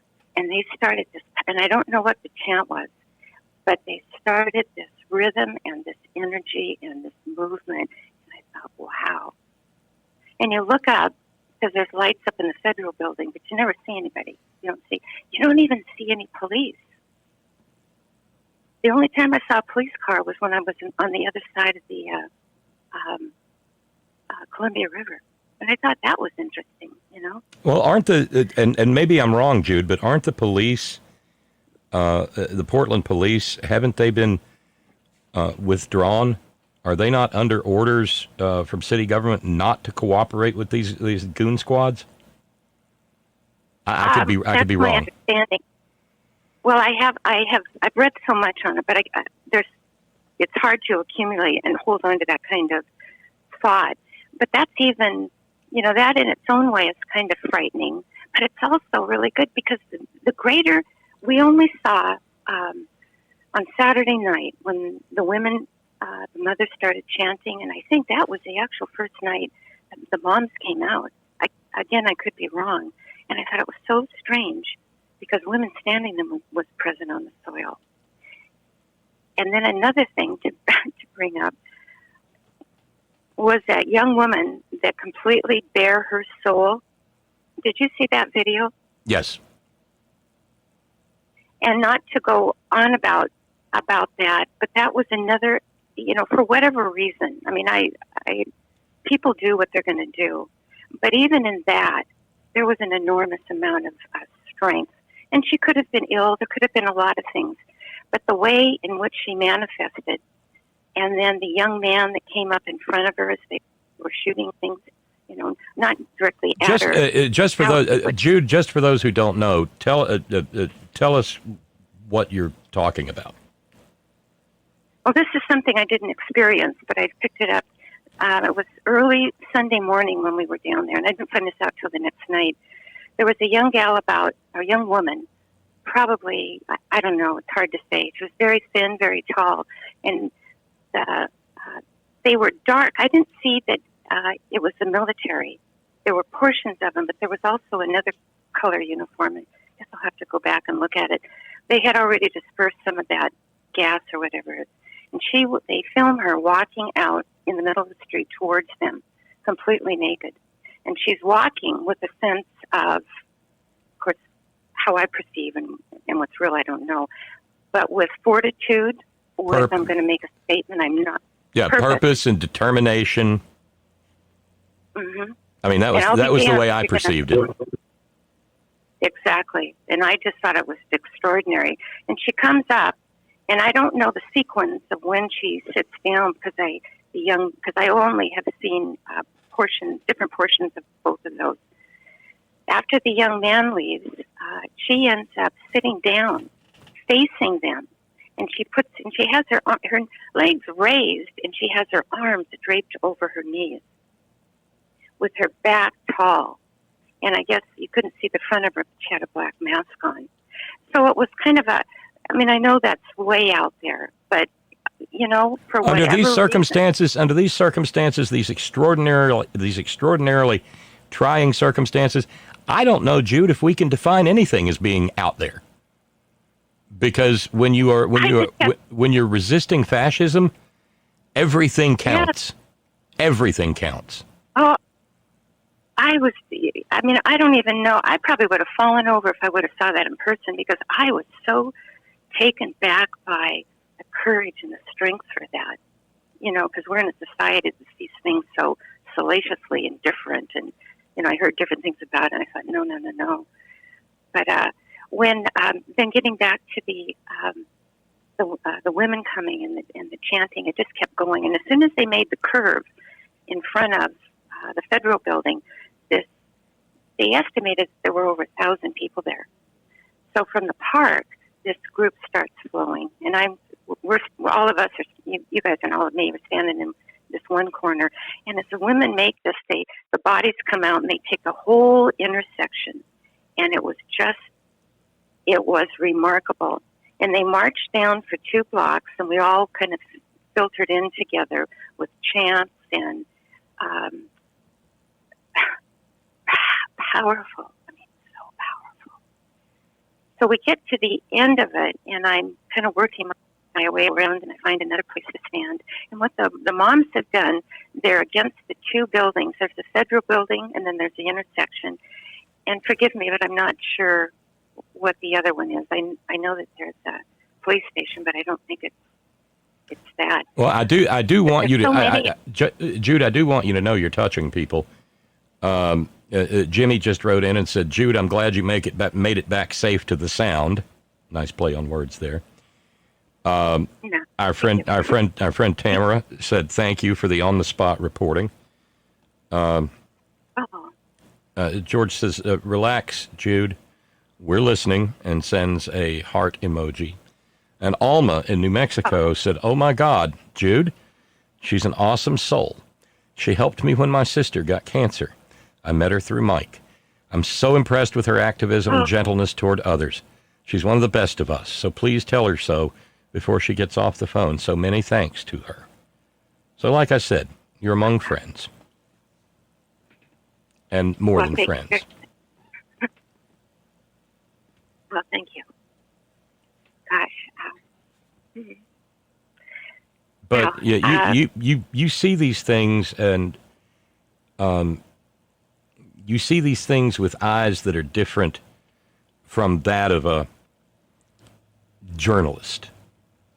You see these things clothed in the spirituality that many others miss, or aren't even looking for, or choose not to report if they do see it. You see the things that, or you perceive the things that are there because of the nature, your open nature, that I don't think anybody's going to get from some other kind of account. It's one thing to be dry and sterile about it. It's another thing to be, so-called objective about it. But these are not objective times. And these are not events to be viewed objectively. This is not the kind of thing where there's two sides to every story. There's a right side and a wrong side of this story. And when you talk about the moms, you're talking about the right side of this story. I want to be clear about this. Every single individual who is a part of that goon squad is in the wrong. They are not good people. And you're probably more forgiving than I am. But I don't think you can be morally whole and put on that goon squad uniform. I don't think it's physically possible. And look at the one with, I tried to find that Christopher David, the veteran, the Navy vet. But there were so many people. I wanted to gift him with that medallion that Women Standing God when we did a peace stand at an officer that was killed here in Tacoma. And, two men got out of their car and came up and had this beautiful, heavy medallion. It's traveled in the boots for years and years, but I couldn't find him. But to see what they did to him, and that none of those other military people did anything. He hit him with that baton like that and then sprayed him in the face. So it was, knowing, I always want to go and see for myself. And then the part of it is because wherever the boots go down, that becomes a place where peace opens up. I mean, that's how I've always viewed that, and the women that do this with me. But what the moms did, the two whole blocks, they were arm in arm, and they were like 3 and 4 back to the sidewalk. And that's how they make the wall. So they turn. And again, the latest we've been able to stay was after 11 o'clock. And that's when they did that first round of that gas, that foggy gas. And like I had written to you, I said it didn't burn my eyes, but you could taste the metal in it. And things started chanting and going, and my daughter got really frightened. And, one just has to pay attention to things. So I was extremely grateful that I was able to go by myself, but not alone, to be able to have that firsthand experience. And the moms, just, I haven't met them. I had to leave because I had to take the train back from downtown Portland. Ended up meeting a beautiful young man on his bike because my sons would have had a heart attack knowing that I was in the middle of an area like that at 11:30 at night. But I don't have that kind of fear. It's like whenever the boots and flowers are with me, it's like a mighty sword. But I also am, acutely aware. I saw there was a grocery store right behind me that, I could have opened the door. But a fellow comes up on his bike, and we start talking, and he said that he used to be a trainer, and he's tall and articulate, and he's got this neat hair kind of hanging down and doing different things, and talked about the boots. And he said, I saw you at the protest. We were just walking and back and forth. And I said, well, is this the train, that's going to take me back to the airport? He said, yes. And, he said, no. He says, probably we'll need the red train. He says, I think there's only one more. So when his train comes, he goes to get on and he turns around and he goes, you know what? He says, I'm going to wait with you. He says, I can take that train home. Now, what an extraordinary thing to have happen in the midst of so much other going on. Yes.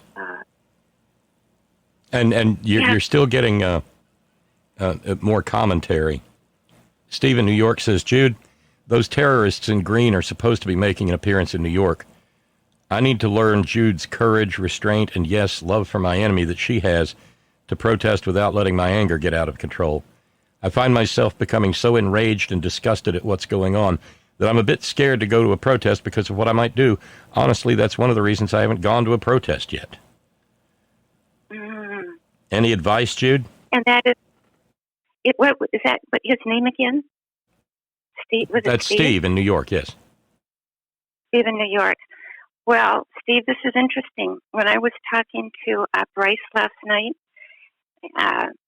he goes down there quite often, but he says, I don't go so much anymore. He says, I found myself getting so enraged all the time. And he says, I forgot that I was supposed to go out into nature and take a look and take care of myself.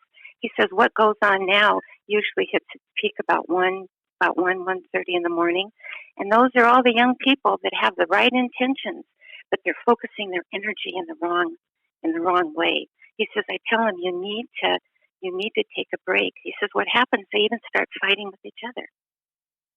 And it brings me into the understanding of women standing for Steve, because it could be a man standing, men standing. It's the study of kinesiology. It's power versus force. And that's what I view every time, especially down there at the Federal Building. What power looks like, you can't dissolve it. And force, which comes out of there, I mean, it's that conflict. Like, I might have trouble talking with all of you on the line right now, but yet, you know, the irony is to be able to be where I go and be okay there. That's kind of a strange thing, but I'm beginning to, you know, embrace it more and more as I go along. But I think to be beneficial right now, it's extremely important that people start collectively finding ways in which we can deal with this. And it's not always, you know, having to do petitions, and all those things are important. But if we lose touch with each other because something would happen, there should be another way that we can sense what's going on with one another. And I think being contemplative, learning how to breathe, being really disciplined about what is the purpose. When I go out, I know what my purpose is. And each time, you know, someone asks about that, I says, just be clear with yourself, just kind of an inventory, and realize, do you really want to make a change? You know, and this is something that's worked for myself and the women that do this. So I hope that helps him. I think it is helpful because, you know, the difference. I think there's a gender difference here too, Jude. Probably, yeah. I don't, you know, and I'm not trying to make things unnecessarily complicated, but through 100,000 years of human evolution, largely the males of the species have been the ones who attempted to solve problems through violence, and the males of the species who tried the different tack wind up being your Gandhis and your Jesuses and your Buddhas and, dare I say it, you know, Dr. King and John Lewis, who rejected violence as a problem-solving tool because they realized that truly, it's a bit of a cliche at this point, but that violence solves nothing. Even if you think violence solved a problem, you find that what comes after is another set of problems that were born of the violence. You see what I'm saying? I do. Yes. And among women, this is not to say that a woman cannot be absolutely as awful or more awful than a man, because we have plenty of proof of that. Whether it be Laura Ingraham or you know, pick any Republican female member of the Senate or the House of Representatives, The potential for awful is always there. But I think it exists. I think it's driven by a different dynamic, I guess is what I'm saying. Other Steve, this would be Steve from Georgia Stand, who says, Jude probably doesn't remember me, but we still have the shells she gave us at the Malloy book signing. Karen made a beautiful shell garden. Karen made a beautiful shell garden out of them. Jude has touched more people than she can possibly imagine. Well, yes, I do remember Steve, because he came in to help with the barbecue, because I was trying to clean up after, to help you at like Malloy's thing. And I had the best dialogue with him, and Karen and I sat down and we shared photos of my trip to Zion. Yeah, I do very much. And I had really hoped to have continued. I very much appreciate being able to connect with them, because that was, and I was trying to, everyone was having kind of a glass of wine or maybe a beer or something. No one was really drinking. And I can't drink white wine or anything, but I said, gosh, is there red? I could have maybe a glass of red. And he's like looking, trying to find it. And I said, that's okay. Yeah, he's a real clean soul. They both are. Well, like he says, you touch more people than you can possibly imagine. Well, we do this together. We do this collectively together. But getting back to what you're talking about, the difference with men and women kind of in how they view and handle things. Another thing with being out, because I also stand here at Fort Lewis and McCord, so I'm kind of aware of, I just get you can tell when things are going on. I only live about 4 blocks from one of the bases, and some nights, some of these fast, great big things take off. My floor will tremble. And sometimes the engines get so high-pitched that you think that your eardrums are going to explode, and it'll take off, and then you don't hear it again. You don't hear anything. It's so, just such a... And I don't know why I went into that, Bob. Well, I think probably because it all ties together. In a state verging on a complete collapse into fascism, there, all these authoritarian forms of force projection merge. Well, you help bring me back to it. That's exactly it. And what I would say for anyone, like, was Steve again up in New York? Yeah. And Kyle, Kyle just wrote in and said, "Thank you, Jude, for your leadership in these terrible times.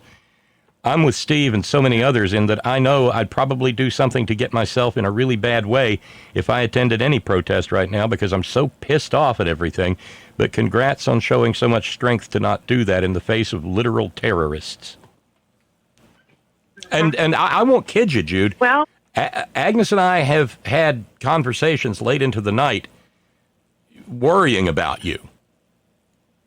And hoping that you will be safe and remain safe, or surrounded with whatever the universe can provide you to keep you safe, because these are, and it's not necessarily dangerous from the standpoint of the people that you join, or with whom you stand, or on whose side you are. The danger comes from the people who are not supposed to project danger. The danger comes from these goon squads who were never conceived to be agents of terror, but have been transmogrified into that by a terrorist in the White House and his enablers. Mm-hmm. Definitely. If that makes sense. It does, but this absolutely. And this group, I'm going to go. I think I'm going to be going back down again on Saturday to try to make better arrangements to stay closer, because I really want to be able to witness what goes on after. I mean, I would never stay when things would get crazy, and I also would find I take really good care of myself, but I think it's extremely important, to stand on that soil, just like that thing that Trump said about all those buildings being destroyed. Well, there was a young kid that was kicking in part of the concrete, But it was like Bryce last night talking to me, waiting for the train. He says, "Here they are. They're good kids, but they have all this anger, and here they are fighting with each other. They don't know how to harness it and to do something with it." But also, from my perspective, I know what I mentioned about the bases right here. There is a lot of heavy male energy that you can feel. It's a real cold, solid kind of, all military bases are. And for men, I would think, we don't know where we're going to end up. Is that we're going to end up in some kind of barricade? Literally, the country. And that kind of energy, I would think, to have to fight to save lives, that needs to be refined and placed somewhere for when it's needed, and not let it drain out of us because of all the things going on. Find out how to utilize it, and that's been perhaps repurposed. Repurposed, yes. Because individually, how it is. A military by definition is a body, a group that is conceived deliberately for purposes of doing violence, and you resort to it, and all the great sages of the world agree.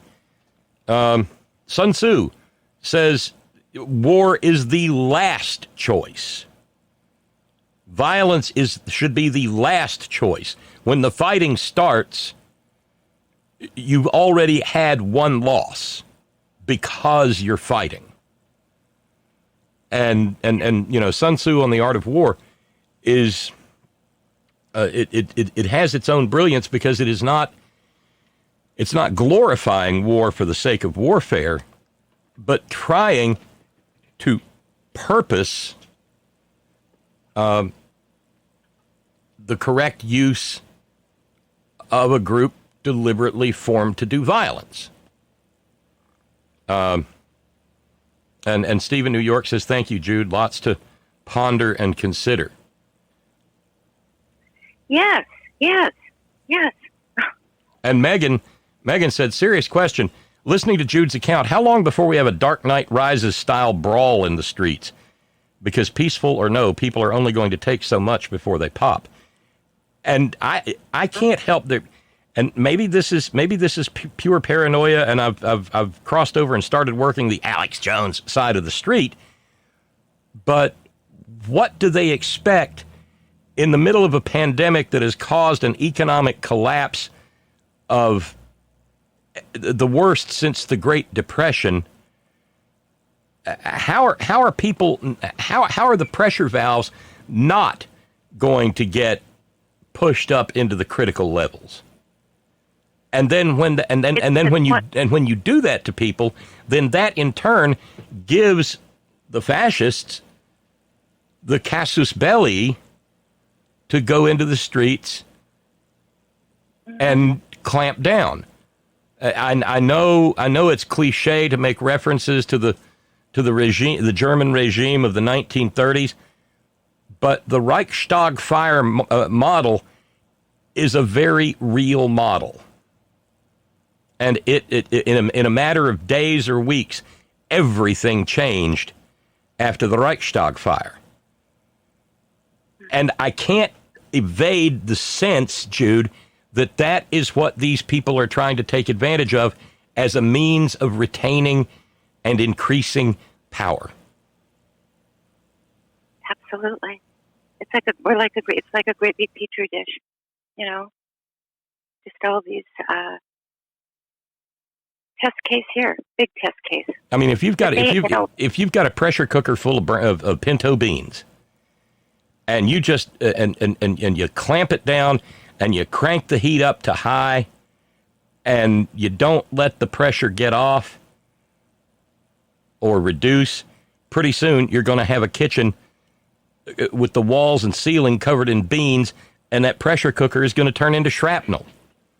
Remember, at the Boston Marathon bombing, those homemade bombs were made of literally pressure cookers. Yes. And so I think the analogy is apt, And what I sense is that people like you are trying to show other people how to turn down the heat. I mean, if you're a young person in America and if you're a young person in America and you've got any morals or any ethics to you, and you're not furious, there's probably something wrong. These are infuriating times. And well, I don't. Look at I don't ever want to. Their futures have been stolen from them. Yes, I saw a lot of them. There, different types of, different ages. I probably was, I'm going to be 72 here in a little bit, but you could tell the serious, and most of them probably were around 30.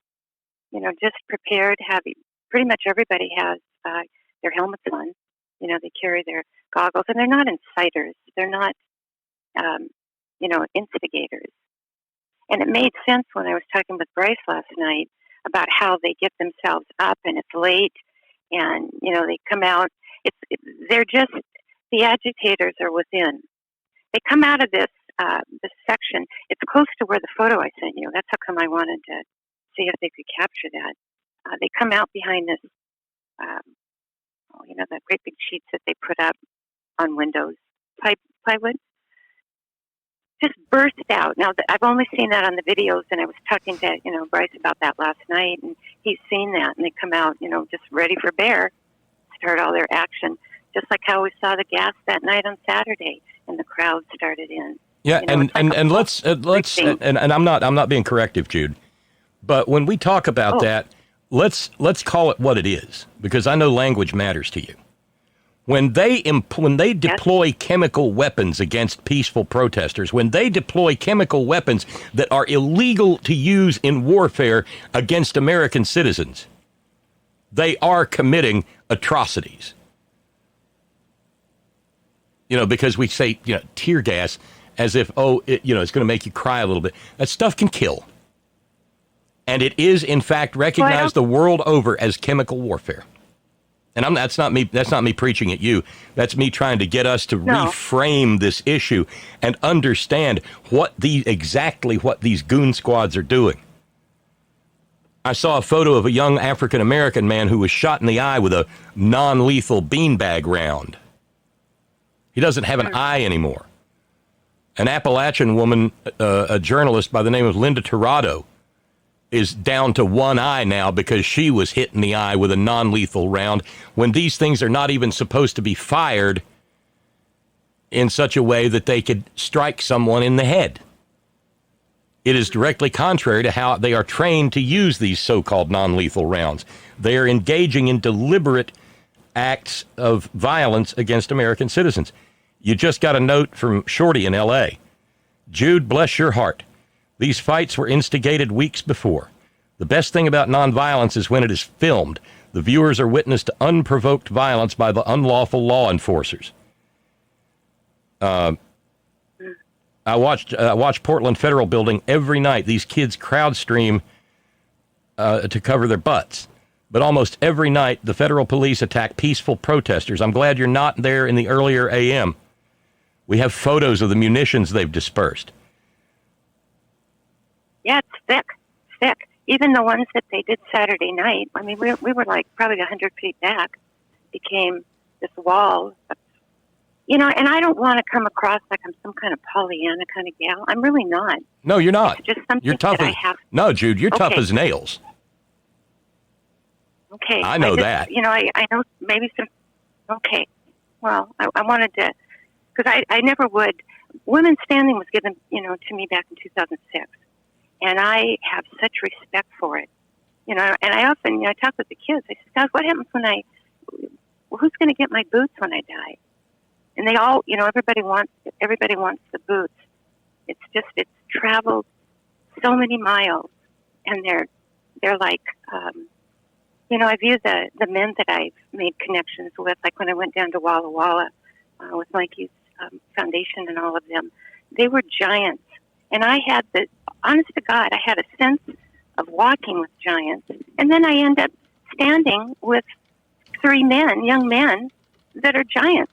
It was like, so it provides something. But I also know, I've been around for a long time. I know the dangers of things, but I try to prepare and do what I'm directed to do, and that comes out of the discipline of doing this for so long. So I appreciate it. It feels so much better. And Shorty added something. She said when Trump talked about Portland earlier, that means tonight will be hell there. And says if the Horn listeners are up at 2 a.m., YouTube, Portland Andy is the account, Portland Andy. And she's probably right, because he says what he says as means of incitement.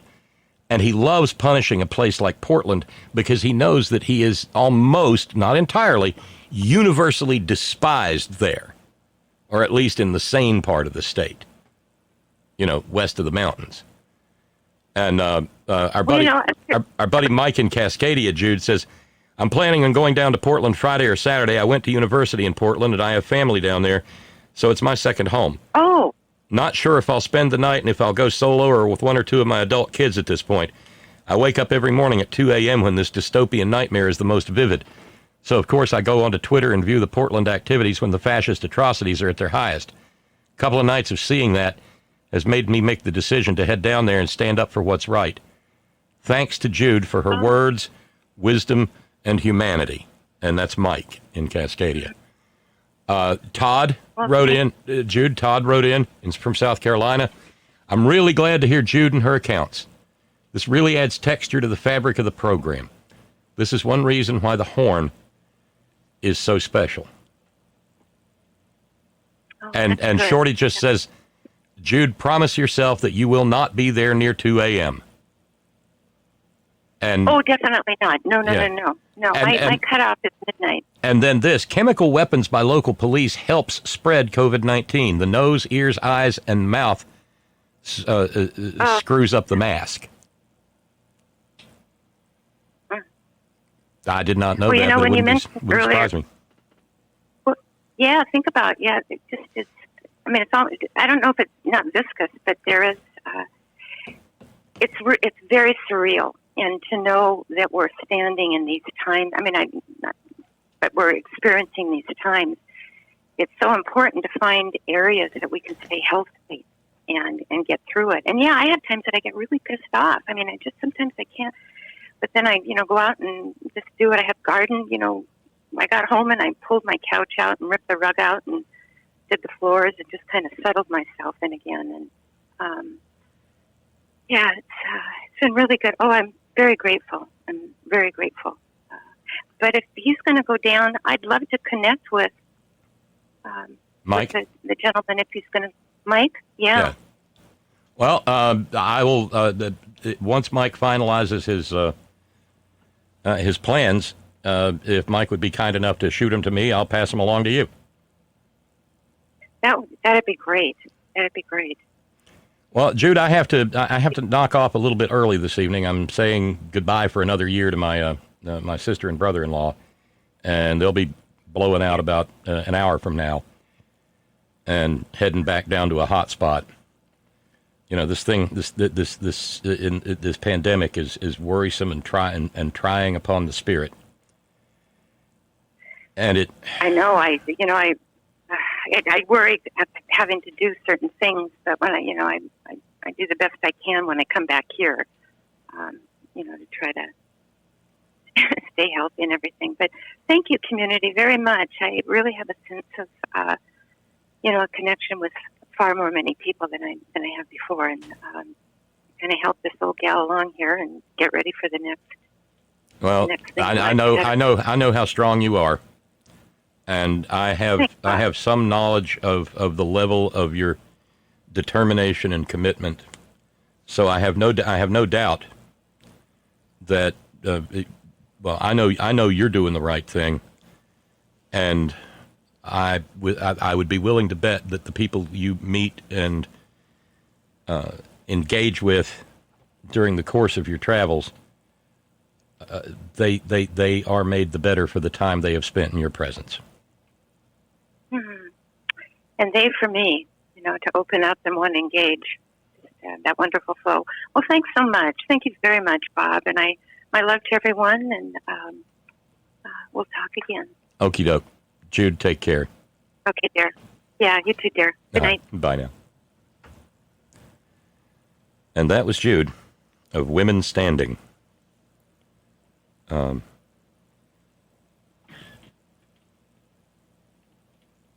Shorty says, Jude, put one hand on each shoulder and squeeze. That's the hug I'm sending you. It sounds like we made it 2 hours into the program. Probably a good idea that I'm knocking off now, because I hear what sounds like some pretty ugly weather coming this way. I heard from Nidia earlier, and she's west of me, and said her power had been knocked out. So, batten down the hatches. But we'll be back for Thorn in the Side Thursday tomorrow. We'll be at $400 for a fundraising goal there. Thanks for those of you who jumped in to help knock it down, and much appreciated, because this is how we keep this conversation going. And I've said it before, and I'll say it again. I'm convinced that these times, as trying as they are why this program has lasted as long as it has, and that it is vital that we be able to continue this conversation. And I thank you all for making it possible. Thanks to all of you who share in the program and participate and share your precious finite time, engaging in whatever manner you so choose. Thank you so very much. Thanks to our all-volunteer staff. Thanks this evening to Steve from Georgia Stan in the chat room. Thank you to our news ninjas. Thank you, Brother Deacon Asa, headon.live. Thank you, John Fox in Australia. Thank you, thank you, Ben Birch, whiterosesociety.org. Thanks to the hardest working, bravest people I know, the men and women of Coal River Mountain Watch, crmw.net, 20-plus years at the forefront of the struggle for human rights and environmental justice in Appalachia. And remember, you can now use the Amazon app when you're making Amazon purchases. Unpaid product placement, by the way. But you can use the Amazon app and use that to go through smile.amazon.com. And 1/2% of your purchase price will go to Coal River Mountain Watch if you nominate them to be the beneficiary of your purchase proceeds. And that's really helpful. Thank you. And always, always, always, Gina, it's all for you. Stay safe. Wash your hands. Don't touch your face. Use your hand sanitizer. Wear your masks. Trust science, not COVIDiots. And for heaven's sakes, if you see someone without a mask, or they're burbling whatever the latest conspiracy theory is, somewhere I've got a clip in here, I didn't get it to it this evening, of a woman declaring that she's figured out that masks don't work because you can still smell a fart even though you're wearing pants. Yeah. Well, any of those people, avoid them like the plague. Because they are. Later, y'all.